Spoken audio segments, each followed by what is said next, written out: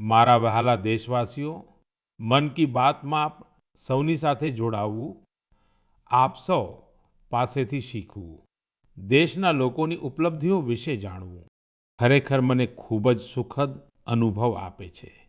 એકબીજા સાથે પોતાની વાતો શેર કરતા, પોતાની મન કી બાત કરતા આપણને ખબર જ ના પડી કે આ કાર્યક્રમના 125 એપિસોડ પૂરા થઈ ગયા। આજે આ કાર્યક્રમનો 126મો એપિસોડ છે અને આજના દિવસ સાથે કેટલીક વિશેષતાઓ પણ જોડાયેલી છે। આજે ભારતની બે મહાન વિભૂતિઓની જયંતિ છે। હું વાત કરી રહ્યો છું શહીદ ભગતસિંહ અને લતા દીદીની। મિત્રો, અમર શહીદ ભગતસિંહ દરેક ભારતવાસી, ખાસ કરીને દેશના યુવાનો માટે એક પ્રેરણાપુંજ છે। નિર્ભયતા તેમના સ્વભાવમાં કૂટી-કૂટીને ભરેલી હતી। દેશ માટે ફાંસીના માંચડે ચડતા પહેલા ભગતસિંહજીએ અંગ્રેજોને એક પત્ર પણ લખ્યો હતો। તેમણે કહ્યું હતું કે હું ઈચ્છું છું કે તમે મારી અને મારા મિત્રો સાથે યુદ્ધ કેદી જેવો વ્યવહાર કરો। એટલા માટે અમારો જીવ ફાંસીથી નહીં, સીધી ગોળી મારીને લેવામાં આવે। આ તેમના અદમ્ય સાહસનું પ્રમાણ છે। ભગતસિંહજી લોકોની પીડા પ્રત્યે પણ ખૂબ સંવેદનશીલ હતા અને તેમની મદદ કરવા હંમેશા આગળ રહેતા। હું શહીદ ભગતસિંહજીને આદરપૂર્વક શ્રદ્ધાંજલિ અર્પણ કરું છું। મિત્રો, આજે લતા મંગેશકરની પણ જયંતિ છે। ભારતીય સંસ્કૃતિ અને સંગીતમાં રુચિ રાખનાર કોઈ પણ તેમના ગીતોને સાંભળીને અભિભૂત થયા વગર રહી ના શકે। તેમના ગીતોમાં એ બધું જ છે જે માનવીય સંવેદનાઓને ઝંઝોડી નાખે। તેમને દેશભક્તિના જે ગીતો ગાયા, તે ગીતોથી લોકો ખૂબ પ્રેરિત થયા છે। ભારતની સંસ્કૃતિ સાથે પણ તેમનો ઊંડો લગાવ હતો। હું લતા દીદીને હૃદયથી મારી શ્રદ્ધાંજલિ પ્રગટ કરું છું। મિત્રો, લતા દીદી જે મહાન વિભૂતિઓથી પ્રેરિત હતા, તેમાંના વીર સાવરકર પણ એક છે, જેમને તેઓ તાત્યા કહેતા હતા। તેમણે વીર સાવરકરજીના ઘણા ગીતોને પણ પોતાના સૂરોમાં પરોવ્યા। લતા દીદી સાથે મારો સ્નેહનો જે બંધન હતો, તે હંમેશા કાયમ રહ્યો। તેઓ મને ભૂલ્યા વગર દર વર્ષે રાખડી મોકલતા હતા। મને યાદ છે, મરાઠી સુગમ સંગીતની મહાન હસ્તી સુધીર ફડકેજીએ સૌથી પહેલા લતા દીદી સાથે મારો પરિચય કરાવ્યો હતો અને મેં લતા દીદીને કહ્યું કે મને તમારા દ્વારા ગવાયેલું અને સુધીરજી દ્વારા સંગીતબદ્ધ ગીત જ્યોતિ કલશ છલકે ખૂબ ગમે છે। મિત્રો, તમે પણ મારી સાથે તેનો આનંદ માણો।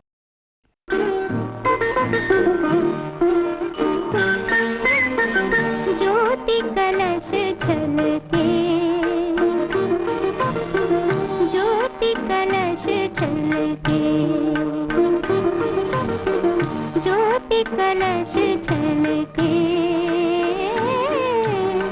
ज्योति कलश छलके। वे गुलाबी लाल सुनहरे रंग दल बादल के, ज्योति कलश छलके। મારા વહાલા દેશવાસીઓ, નવરાત્રિના આ સમયમાં આપણે શક્તિની ઉપાસના કરીએ છીએ। આપણે નારી શક્તિનો ઉત્સવ મનાવીએ છીએ। બિઝનેસથી લઈને સ્પોર્ટ્સ સુધી અને એજ્યુકેશનથી લઈને સાયન્સ સુધી તમે કોઈ પણ ક્ષેત્ર લઈ લો, દેશની દીકરીઓ દરેક જગ્યાએ પોતાનો ઝંડો ફરકાવી રહી છે। આજે તેઓ આ પડકારોને પણ પાર કરી રહી છે, જેમની કલ્પના કરવી પણ મુશ્કેલ છે। જો હું તમને આ સવાલ કરું કે શું તમે સમુદ્રમાં સતત 8 મહિના રહી શકો છો?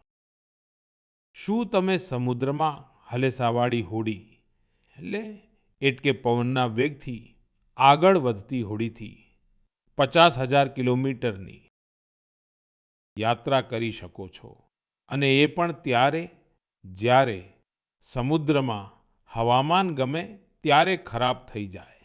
આવું કરતા પહેલા તમે 1000 વાર વિચારશો, પણ ભારતીય નૌસેનાની બે બહાદુર ઓફિસર્સે નાવિકા સાગર પરિક્રમા દરમિયાન આવું કરી બતાવ્યું છે. તેમણે બતાવ્યું છે કે સાહસ અને દ્રઢ સંકલ્પ શું હોય છે. આજે હું મન કી બાતના શ્રોતાઓને આ બે બહાદુર ઓફિસર્સ સાથે મળાવવા માંગુ છું. એક છે લેફ્ટનન્ટ કમાન્ડર દિલના અને બીજા છે લેફ્ટનન્ટ કમાન્ડર રૂપા. આ બંને ઓફિસર્સ આપણી સાથે ફોન લાઈન પર જોડાયેલા છે. હલો. Hello sir. નમસ્કાર જી. नमस्कार सर. તો મારી સાથે લેફ્ટનન્ટ કમાન્ડર દિલના ને લેફ્ટનન્ટ કમાન્ડર રૂપા બંને છો તમે સાથે? जी सर बनने छी. ચાલો આપ બંનેને નમસ્કારમ અને વણક્કમ. वणक्कम सर. नमस्कारम सर. અચ્છા, સૌથી પહેલા તો દેશવાસીઓ તમારા બંને વિશે સાંભળવા માંગે છે. તમે જરા જણાવો. સર હું લેફ્ટનન્ટ કમાન્ડર દિલના છું અને ઇન્ડિયન નેવીમાં લોજિસ્ટિક્સ કેડરથી છું. સર હું નેવીમાં 2014માં કમિશન થઈ હતી સર, અને હું કેરળમાં કોડિકોડથી છું.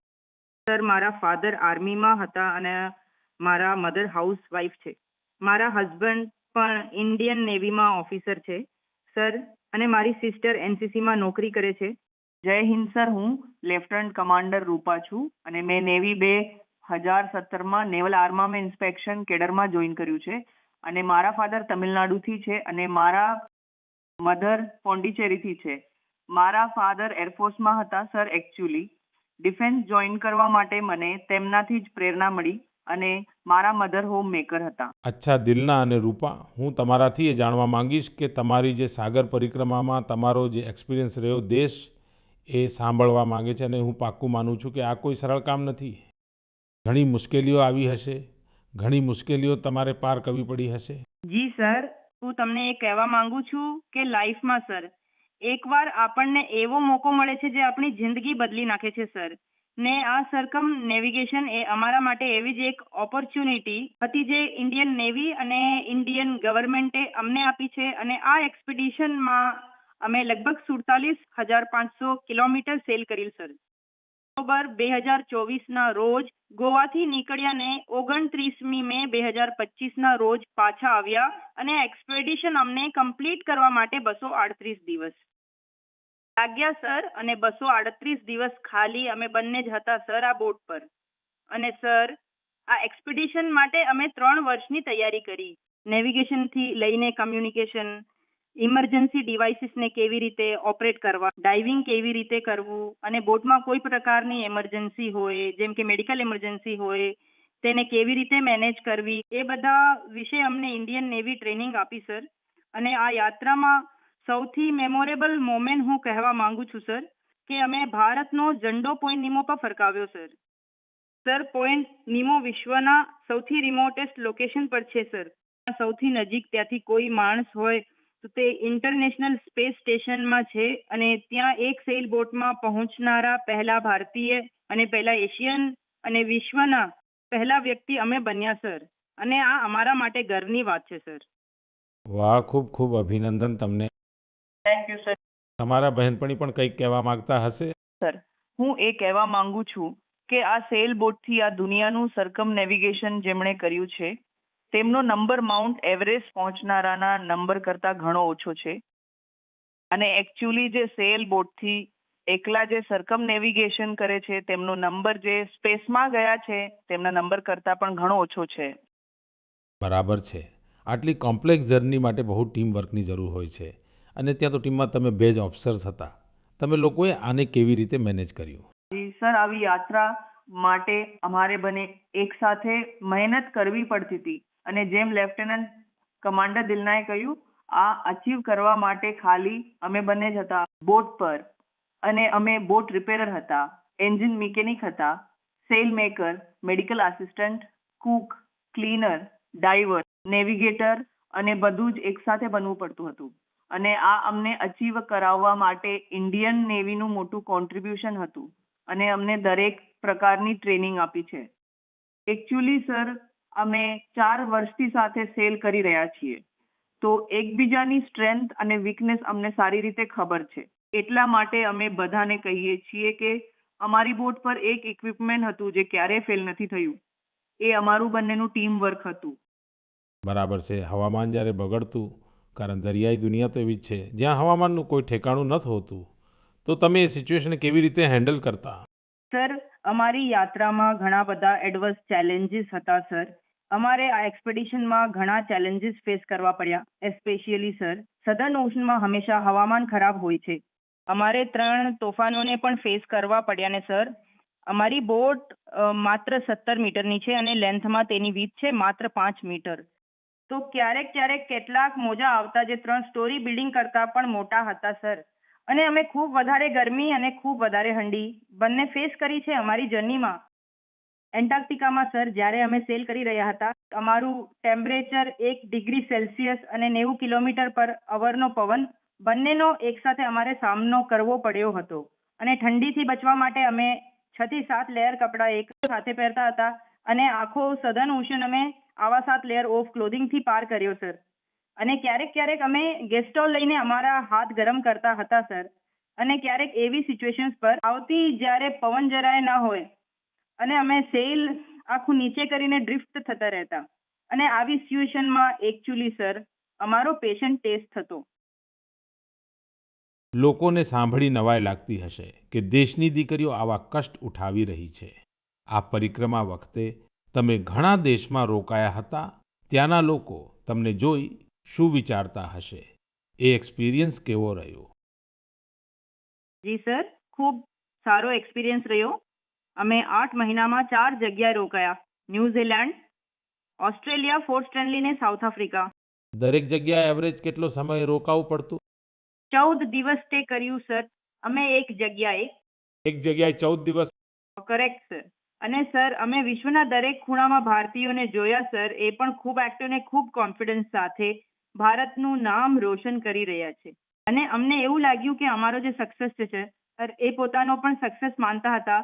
એન્ડ દરેક જગ્યા અમને અલગ અલગ એક્સપિરિયન્સ મળ્યો. જેમ કે ઓસ્ટ્રેલિયામાં વેસ્ટર્ન ઓસ્ટ્રેલિયન પાર્લિમેન્ટના સ્પીકરે અમને બોલાવ્યા. તેમણે અમને ખૂબ મોટિવેટ કર્યા સર.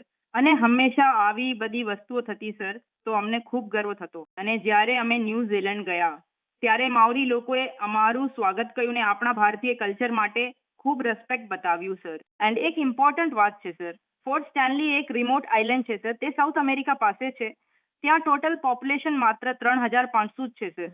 પણ ત્યાં અમે એક મિની ઇન્ડિયા જોયું અને ત્યાં 45 ઇન્ડિયન્સ હતા. તેમણે અમને પોતાના જ સમજ્યા અને અમને ઘર જેવો અનુભવ કરાવ્યો સર. સરસ. દેશની એ દીકરીઓ માટે આપ બંને શું મેસેજ આપવા માંગશો જે તમારી જેમ જ કંઈક અલગ કરવા માંગે છે? સર, હું લેફ્ટનન્ટ કમાન્ડર રૂપા બોલી રહી છું અત્યારે. હું આપના માધ્યમથી સૌને એ કહેવા માંગુ છું કે જો કોઈ પણ મન લગાવીને મહેનત કરે તો આ જગતમાં કંઈ પણ ઇમ્પોસિબલ નથી. તમે ક્યાંથી છો, ક્યાં જન્મ્યા છો, એ કંઈ મેટર નથી કરતું. સર, એ અમારી બંનેની ઈચ્છા છે કે ભારતના યુવાનો અને મહિલાઓ મોટા સપના જુએ અને ફ્યુચરમાં ઓલ ગર્લ્સ અને વુમેન ડિફેન્સમાં, સ્પોર્ટ્સમાં ને એડવેન્ચરમાં સામેલ થઈને દેશનું નામ રોશન કરે. આ દિલના અને રૂપા, તમારી વાતો સાંભળીને મને પણ ખૂબ રોમાંચનો અનુભવ થઈ રહ્યો છે કે કેટલો મોટો સાહસ તમે બતાવ્યો છે. આપ બંનેને મારા તરફથી ખૂબ ખૂબ ધન્યવાદ. ચોક્કસપણે તમારી મહેનત, તમારી સફળતા, તમારી અચીવમેન્ટ દેશના યુવકોને, દેશની યુવતીઓને ખૂબ પ્રેરિત કરશે. આમ જ તિરંગો ફરકાવતા રહો. ભવિષ્યના પ્રયાસો માટે તમને મારી ખૂબ ખૂબ શુભેચ્છાઓ. Thank you. ખૂબ ખૂબ ધન્યવાદ. વણક્કમ, નમસ્કારમ. નમસ્કાર સર. મિત્રો, આપણા વાર તહેવારો ભારતની સંસ્કૃતિને જીવંત બનાવી રાખે છે. છઠ પૂજા એવો જ એક પાવન તહેવાર છે જે દિવાળી પછી આવે છે. સૂર્યદેવને સમર્પિત આ મહાપર્વ ખૂબ જ વિશેષ છે. એમાં આપણે ડૂબતા સૂર્યને પણ અર્ઘ્ય આપીએ છીએ, તેમની આરાધના કરીએ છીએ. છઠ માત્ર દેશના અલગ-અલગ ભાગોમાં જ નથી ઉજવાતી, પણ જગભરમાં તેની છટા જોવા મળે છે. આજે આ એક ગ્લોબલ ફેસ્ટિવલ બની રહ્યો છે. મિત્રો, મને તમને એ જણાવતા ખૂબ ખુશી થાય છે કે ભારત સરકાર પણ છઠ પૂજાને લઈને એક મોટા પ્રયાસમાં લાગેલી છે. ભારત સરકાર છઠ મહાપર્વને યુનેસ્કોની ઇન્ટેન્જિબલ કલ્ચરલ હેરિટેજ લિસ્ટ એટલે કે યુનેસ્કોની સાંસ્કૃતિક ધરોહરની સૂચિમાં સામેલ કરાવવાનો પ્રયાસ કરી રહી છે. છઠ પૂજા જ્યારે યુનેસ્કોની સૂચિમાં સામેલ થશે, ત્યારે વિશ્વના ખૂણે-ખૂણે લોકો તેની ભવ્યતા અને દિવ્યતાનો અનુભવ કરી શકશે. મિત્રો, થોડા સમય પહેલા ભારત સરકારના આવા જ પ્રયાસોથી કોલકાતાની દુર્ગા પૂજા પણ યુનેસ્કોની આ લિસ્ટનો ભાગ બની છે. આપણે આપણા સાંસ્કૃતિક આયોજનોને આવી જ વૈશ્વિક ઓળખ અપાવીશું તો વિશ્વ પણ તેમના વિશે જાણશે, સમજશે, તેમાં સામેલ થવા માટે આગળ આવશે. મિત્રો, 2 ઓક્ટોબરે ગાંધી જયંતિ છે. ગાંધીજીએ હંમેશા સ્વદેશીને અપનાવવા પર ભાર મૂક્યો અને એમાં ખાદી સૌથી પ્રમુખ હતું. દુર્ભાગ્યવશ આઝાદી પછી ખાદીની રોનક થોડી ફીકી થવા માંડી હતી. પણ છેલ્લા 11 વર્ષોમાં ખાદી પ્રત્યે દેશના લોકોનું આકર્ષણ ખૂબ વધી ગયું છે. છેલ્લા કેટલાક વર્ષોમાં ખાદીના વેચાણમાં ખૂબ તેજી જોવા મળી છે. હું આપ સૌને આગ્રહ કરું છું કે 2 ઓક્ટોબરે કોઈને કોઈ ખાદી પ્રોડક્ટ જરૂર ખરીદો. ગર્વથી કહો, આ સ્વદેશી છે. એને સોશિયલ મીડિયા પર વોકલ ફોર લોકલ સાથે શેર પણ કરો. મિત્રો, ખાદીની જેમ જ આપણા હેન્ડલૂમ અને હેન્ડીક્રાફ્ટ સેક્ટરમાં પણ ઘણો બદલાવ જોવા મળી રહ્યો છે. આજે આપણા દેશમાં એવા ઘણા ઉદાહરણો સામે આવી રહ્યા છે જે બતાવે છે કે જો પરંપરા અને ઇનોવેશનને એક સાથે જોડી દેવામાં આવે તો અદ્ભુત પરિણામો મળી શકે છે. જેમ કે એક ઉદાહરણ તમિલનાડુના યાર્ડ નેચરલ્સનું છે. અહીં અશોક જગદીશનજી અને પ્રેમ સેલ્વારાજજીએ કોર્પોરેટ નોકરી છોડી એક નવી શરૂઆત કરી. તેમણે ઘાસ અને કેળાના ફાઇબરથી યોગા મેટ બનાવ્યા, હર્બલ રંગોથી કપડાં રંગ્યા અને 200 પરિવારોને ટ્રેનિંગ આપીને તેમને રોજગાર આપ્યો. ઝારખંડના આશીષ સત્યવ્રત સાહુજીએ જોહાર ગ્રામ બ્રાન્ડ દ્વારા આદિવાસી વણાટ અને પરિધાનોને ગ્લોબલ રેમ્પ સુધી પહોંચાડ્યા છે. તેમના પ્રયાસોથી આજે ઝારખંડની સાંસ્કૃતિક ધરોહરને બીજા દેશોના લોકો પણ જાણવા લાગ્યા છે. બિહારના મધુબની જિલ્લાના સ્વીટી કુમારીજીએ તેમણે પણ સંકલ્પ ક્રિએશન શરૂ કર્યું છે. મિથિલા પેઇન્ટિંગને તેમણે મહિલાઓની આજીવિકાનું સાધન બનાવી દીધું છે. આજે 500 થી વધુ ગ્રામીણ મહિલાઓ તેમની સાથે જોડાઈ છે અને આત્મનિર્ભરતાના માર્ગ પર છે. સફળતાની આ બધી ગાથાઓ આપણને શીખવે છે કે આપણી પરંપરાઓમાં આવકના કેટલાય સાધનો છુપાયેલા છે. જો ઈરાદો પાક્કો હોય તો સફળતા આપણાથી દૂર જઈ શકતી નથી. મારા વહાલા દેશવાસીઓ, આવનારા થોડા જ દિવસોમાં આપણે વિજયાદશમી મનાવવાના છીએ. આ વખતે વિજયાદશમી એક બીજા કારણથી પણ ખૂબ વિશેષ છે. આ જ દિવસે રાષ્ટ્રીય સ્વયંસેવક સંઘની સ્થાપનાના 100 વર્ષ થઈ રહ્યા છે. એક શતાબ્દીની આ યાત્રા જેટલી અદ્ભુત છે, અભૂતપૂર્વ છે, તેટલી જ પ્રેરક છે. આજથી 100 વર્ષ પહેલા જ્યારે રાષ્ટ્રીય સ્વયંસેવક સંઘની સ્થાપના થઈ હતી, ત્યારે દેશ સદીઓથી ગુલામીની સાંકળોમાં બંધાયેલો હતો. સદીઓની આ ગુલામીએ આપણા સ્વાભિમાન અને આત્મવિશ્વાસને ઊંડો આઘાત પહોંચાડ્યો હતો. વિશ્વની સૌથી પ્રાચીન સભ્યતા સામે ઓળખનું સંકટ ઊભું કરવામાં આવી રહ્યું હતું. દેશવાસીઓ હીન ભાવનાનો શિકાર બનવા લાગ્યા હતા. એટલા માટે દેશની આઝાદીની સાથે સાથે એ પણ મહત્વનું હતું કે દેશ વૈચારિક ગુલામીથી પણ આઝાદ થાય. આ સમયે પરમ પૂજ્ય ડોક્ટર હેડગેવારજીએ આ વિષયમાં મંથન કરવાનું શરૂ કર્યું અને પછી આ જ ભગીરથ કાર્ય માટે તેમણે 1925માં વિજયાદશમીના પાવન અવસર પર રાષ્ટ્રીય સ્વયંસેવક સંઘની સ્થાપના કરી. ડોક્ટર સાહેબના ગયા પછી પરમ પૂજ્ય ગુરુજીએ રાષ્ટ્ર સેવાના આ મહાયજ્ઞને આગળ વધાર્યો. ये परम पूज्य गुरुजी कहता के राष्ट्राय स्वाहा इदम राष्ट्राय इदम नम એટલે કે આ મારું નથી, રાષ્ટ્રનું છે. આમાં સ્વાર્થથી ઉપર ઉઠીને રાષ્ટ્ર માટે સમર્પણનો ભાવ રાખવાની પ્રેરણા છે. ગુરુજી ગોલવલકરજીના આ વાક્ય લાખો સ્વયંસેવકોને ત્યાગ અને સેવાનો માર્ગ બતાવ્યો છે. ત્યાગ અને સેવાની ભાવના અને અનુશાસનની શીખ એ જ સંઘની સાચી તાકાત છે. આજે આરએસએસ 100 વર્ષથી થાક્યા વગર, રોકાયા વગર રાષ્ટ્ર સેવાના કાર્યમાં લાગેલું છે. એટલા માટે આપણે જોઈએ છીએ દેશમાં ક્યાંય પણ કુદરતી આફત આવે, આરએસએસના સ્વયંસેવકો સૌથી પહેલા ત્યાં પહોંચી જાય. લાખો લાખ સ્વયંસેવકોના જીવનના દરેક કર્મ, દરેક પ્રયાસમાં રાષ્ટ્ર પ્રથમ, નેશન ફર્સ્ટની આ ભાવના હંમેશા સર્વોપરી રહે છે. હું રાષ્ટ્ર સેવાના મહાયજ્ઞમાં પોતાને સમર્પિત કરી રહેલા દરેક સ્વયંસેવકને મારી શુભકામનાઓ અર્પણ કરું છું. મારા વહાલા દેશવાસીઓ, આવતા મહિને 7 ઓક્ટોબરે મહર્ષિ વાલ્મીકી જયંતિ છે. આપણે સૌ જાણીએ છીએ મહર્ષિ વાલ્મીકી ભારતીય સંસ્કૃતિના કેટલા મોટા આધાર છે.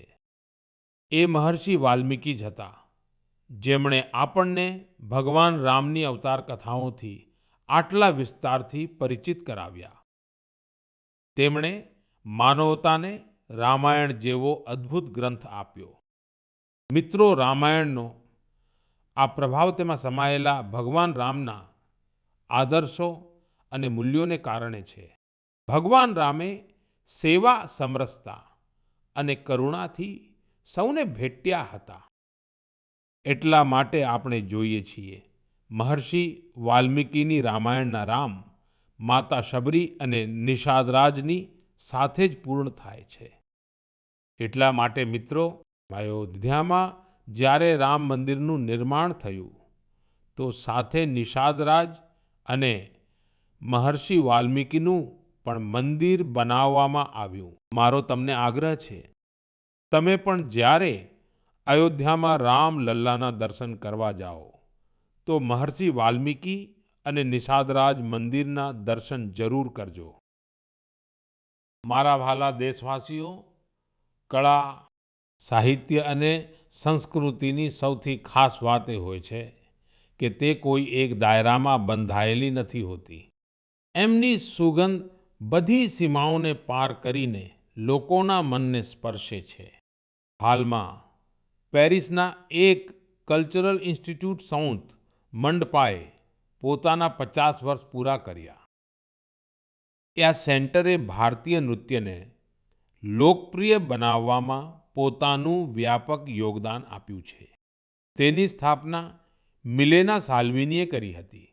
એમને થોડા વર્ષ પહેલા પદ્મશ્રીથી સન્માનિત કરવામાં આવ્યા હતા. હું સાઉથ મંડપા સાથે જોડાયેલા બધા લોકોને ખૂબ ખૂબ અભિનંદન પાઠવું છું અને ભવિષ્યના પ્રયાસો માટે એમને શુભકામનાઓ પાઠવું છું. મિત્રો, હવે હું તમને 2 નાની ઓડિયો ક્લિપ સંભળાવી રહ્યો છું. એના પર ધ્યાન આપજો. दयालु सित किन सितना मिनिहा कौरुंदो मसबंदे मिनिहा मिनिहा गन सोंदिने नैनु वेदो बिंद कुदु सितुवे दयालु सित किन सितना मिनिहा कौरुंदो मसबंदे मिनिहा मिनिहा गन सोंदिने. હવે બીજી ક્લિપ પણ સાંભળો. மனிதன் மனிதனுக்காயில்லையே மற்றதுதான் இங்கு கவலைப்படும் கருணையுள்ளத்தில் பரவிடவே அன்பு செய்வாய் நீ என் தோழா மனிதன் மனிதனுக்காயில்லையே மற்றதுதான் இங்கு கவலைப்படும் கருணையுள்ளத்தில் பரவிடவே. મિત્રો, આ અવાજ એ વાતનો સાક્ષી છે કે કઈ રીતે ભૂપેન હજારિકાજીના ગીતોથી વિશ્વભરના અલગ અલગ દેશો એકબીજા સાથે જોડાય છે. હકીકતમાં શ્રીલંકામાં એક ખૂબ જ પ્રશંસનીય પ્રયાસ થયો છે.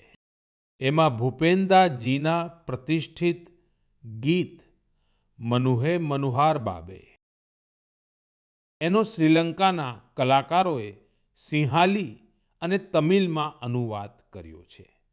મેં તમને એનો જ ઓડિયો સંભળાવ્યો છે.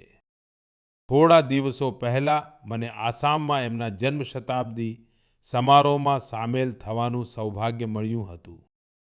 આ ખરેખર એક ખૂબ જ યાદગાર કાર્યક્રમ રહ્યો. મિત્રો, આસામ આજે જ્યાં ભૂપેન હજારિકાજીની જન્મ શતાબ્દી મનાવી રહ્યું છે, ત્યાં થોડા દિવસો પહેલા એક દુઃખદ સમય પણ આવ્યો છે. જુબિન ગર્ગજીના અકાલીન અવસાનથી લોકો શોકમાં છે. જુબિન ગર્ગ એક પ્રખ્યાત ગાયક હતા, જેમણે દેશભરમાં પોતાની ઓળખ બનાવી. આસામની સંસ્કૃતિ સાથે એમને ખૂબ ઊંડો લગાવ હતો. જુબિન ગર્ગ આપણી યાદોમાં હંમેશા રહેશે અને એમનું સંગીત આવનારી પેઢીઓને મંત્રમુગ્ધ કરતું રહેશે. જુબિન ગાર્ગ આસિલ અહોમોર હમોસ કૃતિર ઉજ્જવલ રત્નો જનોતાર હૃદયોત તેયો હદાય જીયાય થાકીબો. મિત્રો, થોડા દિવસ પહેલા આપણા દેશે એક મહાન વિચારક અને ચિંતક એલ ભૈરપ્પાજીને પણ ગુમાવ્યા છે. મારો ભૈરપ્પાજી સાથે વ્યક્તિગત સંપર્ક પણ રહ્યો અને અમારી વચ્ચે ઘણા પ્રસંગોએ અલગ અલગ વિષયો પર ઊંડાણપૂર્વક વાતચીત પણ થઈ. એમની રચનાઓ યુવા પેઢીના વિચારોને દિશા આપતી રહેશે. કન્નડની એમની ઘણી બધી રચનાઓનો અનુવાદ પણ ઉપલબ્ધ છે. એમણે આપણને શીખવ્યું કે પોતાના મૂળ અને સંસ્કૃતિ પર ગર્વ કરવો કેટલું મહત્વનું છે. હું એલ ભૈરપ્પાજીને મારી ભાવભીની શ્રદ્ધાંજલિ અર્પણ કરું છું અને યુવાનોને એમની રચનાઓ વાંચવાનો આગ્રહ કરું છું. મારા વહાલા દેશવાસીઓ, આવનારા દિવસોમાં એક પછી એક તહેવારો અને ખુશીઓ આવવાની છે. દરેક તહેવારે આપણે ખરીદી પણ ખૂબ કરીએ છીએ અને આ વખતે તો જીએસટી બચત ઉત્સવ પણ ચાલી રહ્યો છે. મિત્રો, એક સંકલ્પ લઈને તમે તમારા તહેવારોને વધુ ખાસ બનાવી શકો છો. જો આપણે નક્કી કરી લઈએ કે આ વખતે તહેવાર માત્ર સ્વદેશી વસ્તુઓથી જ મનાવીશું, તો જોજો આપણા ઉત્સવની રોનક અનેક ગણી વધી જશે. વોકલ ફોર લોકલને ખરીદીનો મંત્ર બનાવી દો. નક્કી કરી લો હંમેશા માટે જે દેશમાં તૈયાર થયું છે એ જ ખરીદીશું. જેને દેશના લોકોએ બનાવ્યું છે એ જ ઘરે લઈ જઈશું. જેમાં દેશના કોઈ નાગરિકની મહેનત છે એ જ સામાનનો ઉપયોગ કરીશું. જ્યારે આપણે આવું કરીએ છીએ ત્યારે આપણે માત્ર કોઈ સામાન નથી ખરીદતા, આપણે કોઈ પરિવારની આશા ઘરે લાવીએ છીએ, કોઈ કારીગરની મહેનતને સન્માન આપીએ છીએ, કોઈ યુવા ઉદ્યોગીના સપનાને પાંખો આપીએ છીએ. મિત્રો, તહેવારો પર આપણે સૌ આપણા ઘરની સફાઈમાં લાગી જઈએ છીએ, પણ સ્વચ્છતા માત્ર ઘરની 4 દિવાલો સુધી સીમિત ના રહે. ગલી, મહોલ્લો, બજાર, ગામ, દરેક જગ્યાએ સફાઈ આપણી જવાબદારી બને. મિત્રો, આપણે ત્યાં આખો સમય ઉત્સવોનો સમય રહે છે અને દિવાળી એક પ્રકારે મહાઉત્સવ બની જાય છે. હું આપ સૌને આવનારી દીપાવલીની પણ ખૂબ ખૂબ શુભકામનાઓ પાઠવું છું. પણ સાથે સાથે ફરી એકવાર કહીશ કે આપણે આત્મનિર્ભર બનવાનું છે. દેશને આત્મનિર્ભર બનાવીને જ રહેવાનું છે અને તેનો રસ્તો સ્વદેશીથી જ આગળ વધે છે. મિત્રો, મન કી બાતમાં આ વખતે આટલું જ. આવતા મહિને ફરી નવી ગાથાઓ અને પ્રેરણાઓ સાથે મુલાકાત લઈશ. ત્યાં સુધી આપ સૌને શુભકામનાઓ. ખૂબ ખૂબ આભાર.